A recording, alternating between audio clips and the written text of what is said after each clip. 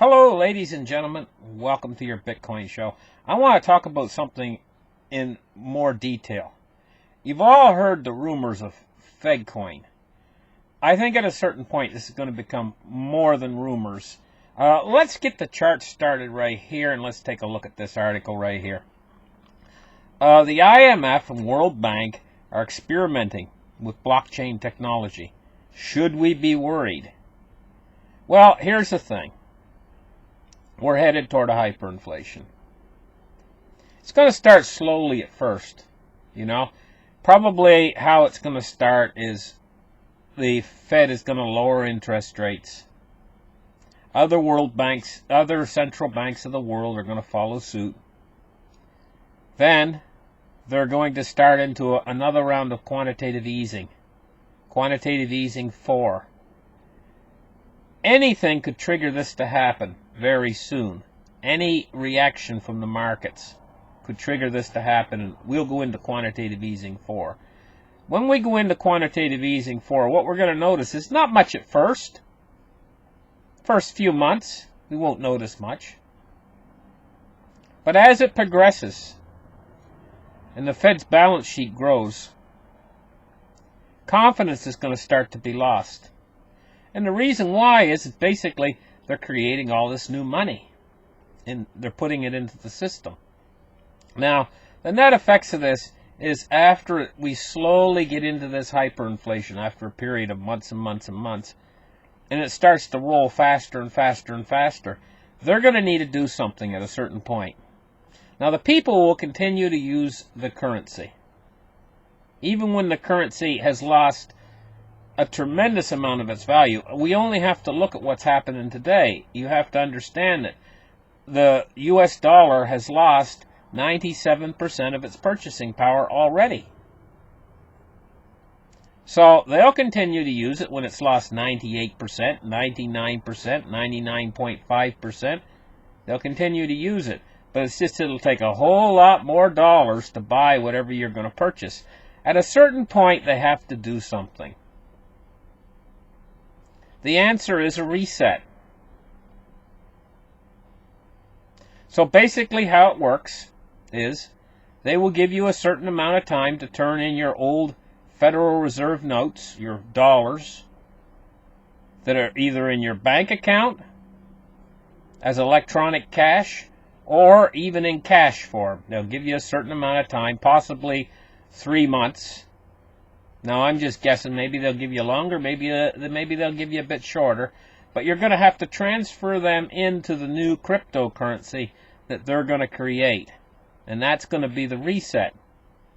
The only problem with this is, during the first year or so of hyperinflation, while it's moving very slowly, and you might not even be able to call it hyperinflation yet, just profoundly bad inflation, and no way for the Fed to fight it, because back during Paul Volcker, they were able to raise interest rates to fight inflation. This time, they don't have that option. So during those first months of severely bad inflation, already confidence will be lost in the currencies, and they won't react to it in the first few months. They'll continue to use the dollar, and they won't see the need to have a reset and to create a new cryptographic currency, blockchain technology, for the dollar. Now, they might actually call it the dollar, this new blockchain technology that they're going to create to reset the dollar into the new dollar. So it might actually be, they might not call it FedCoin, they might call it the dollar, new dollars. So you exchange your old dollars for new dollars. New electronic digital dollars. But there's a problem with all this. I'm going to get to the problem. The problem is very simple, yet at the same time very complex. The problem is during those first months when the currency is losing value, but it's not profound enough yet where they feel the need to do a reset or to actually create a new dollar, a new cryptographic dollar. They're not going to create that new cryptographic dollar until they get into an extreme circumstance that forces them to create a new cryptographic dollar, because it's kind of an extreme measure. During those months in between, Bitcoin's going to be out there. And the profound inflation is going to have a profound effect upon Bitcoin. The Bitcoin price is going to be in a rally like you've never seen before. Because of the profound inflation, because of quantitative easing 4, and because people are starting to lose confidence. They're seeing the inflation daily.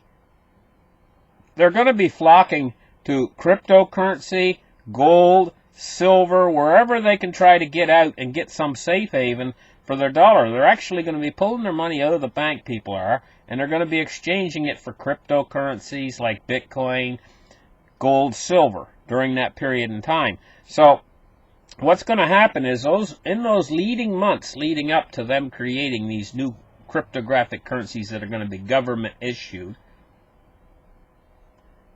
the other cryptocurrencies are going to be doing exceedingly well. Bitcoin's going to be exceedingly strong. So then they finally get to the point where they create this new dollar. Let's call it the new dollar. And it's going to be a blockchain dollar. And they say, okay, exchange all of your old dollars that you have in the bank for these new blockchain dollars. Here's the problem. The new blockchain dollars are going to go up against the king. The king is Bitcoin himself. They're going to go up against Bitcoin on the exchange.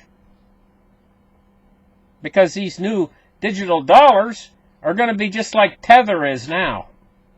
You know, or one of these cryptocurrencies that is pegged to the dollar. The new dollar is more than likely going to be pegged to the dollar.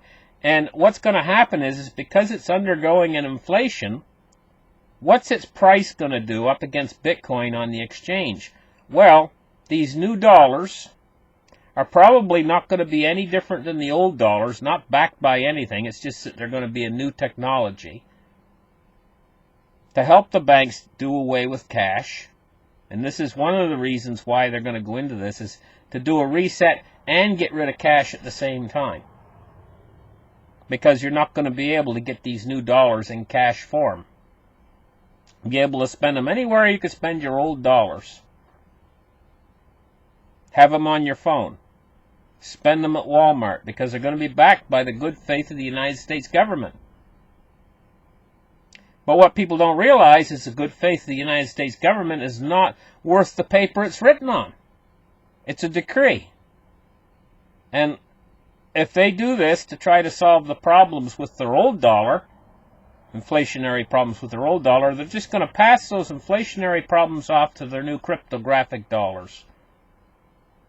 And it's going to go up against Bitcoin, which is not inflationary, which is deflationary. And so they're going to be progressing right into a new problem, the same old problem they had before, but if anything, the inflation's going to increase even quicker with the new cryptographic currencies that they create to go up against Bitcoin. And I call Bitcoin the king because I don't think it's like playing King of the Hill. It's got all these other coins. They want to take the place of Bitcoin. Bitcoin is like on top of the mountain. He's king of the hill. He's the king, you know. And even though he's only capable of 7 transactions per second, all the way through history, from beginning to end, and I say history because history is being made, we're going to look back in the future and we're going to realize that Bitcoin doesn't need more than 7 transactions per second. And the reason why is because Bitcoin is going to be the foundation behind the whole monetary system. It's going to be the core asset. It's going to be the new version of gold for the world. Now, right now, an awful lot of gold bugs, you know, they're in this mindset that gold's going to take that position because gold's got an $8 trillion market capital right now, you know, and Bitcoin's only, what, 170 billion, and today dropping, you know, but in actuality, once this ball gets rolling, you have to see, first off, to even compare the two, you have to see where Bitcoin started and what it was worth when it started and what it's worth now. The achievement it's made. If it does that again, it's going to be surpassing gold. It's going to be whizzing right on by gold and leaving gold back in the dust. You know? Can you move gold halfway around the world instantaneously across the internet? You can't move gold anywhere. If you take more than 1 or 2 gold coins with you, well, actually 1 gold coin, you try to get through the border even with 1 gold coin. Unless it's jewelry. And then you can't have too much. Only a little bit. Probably only 1/4 of an ounce is all. Otherwise, they'll strip it off of you and take it again. And countries into the future are only going to get more and more greedy for money because they're broke. Right now, this is the reason why in America, Canada, everywhere you go right now, you're going to find that the roads are full of potholes and they're hardly repairing them. And the reason why is infrastructure now is starting to decay all over the world. And they're not fixing it because they're broke. They have to continue to borrow more to pay off the debts of the past. And it's catching up with them. The entire world economy is getting ready to shrink again into what's called a recession. And then they're going to have to expand it again with more monetary stimulus. What they're trying to do is they're trying to keep the entire world's economy alive using funny money. And it won't work. It's not a substitute for real industry. It's not a substitute for real jobs, for real employment. And so when they go into these programs like guaranteed income for all, that's not providing jobs. That's just pouring more money, more funny money on the situation. When they go into a new round of quantitative easing, that's just pouring more funny money into the system. And so what the net effect is going to be is they're going to get the inflation that they're looking for. They're saying they want to target a 2%. It's going to run away. It's going to exceed the 2%. It's going to keep on climbing, and it isn't going to look back, the inflation. Then we got this money transfer over into the cryptocurrencies, gold and silver. Now they're going to try to suppress gold and silver. They're going to keep suppressing gold and silver while the crypto markets explode free. Well, we don't need gold and silver really to take the monetary system down through hyperinflation. Bitcoin can do it all by itself. All of the world's money can pour into Bitcoin. Bitcoin will go up exceedingly high. And what will happen is that wealth transfer will occur into Bitcoins. And what happens to the dollar when that wealth transfer occurs? Well, it's like draining the wealth out of the pool of dollars and putting it and storing it in Bitcoin. It's now got some place to go other than gold and silver. Some place for the modern age where somebody can buy millions of dollars worth of Bitcoin with a click of a mouse and have them delivered instantaneously. Try doing that with gold and silver, and this is why gold and silver is just not going to fit. Gold and silver is a square peg trying to fit into a round hole, and Bitcoin is the round peg that'll fit into that hole.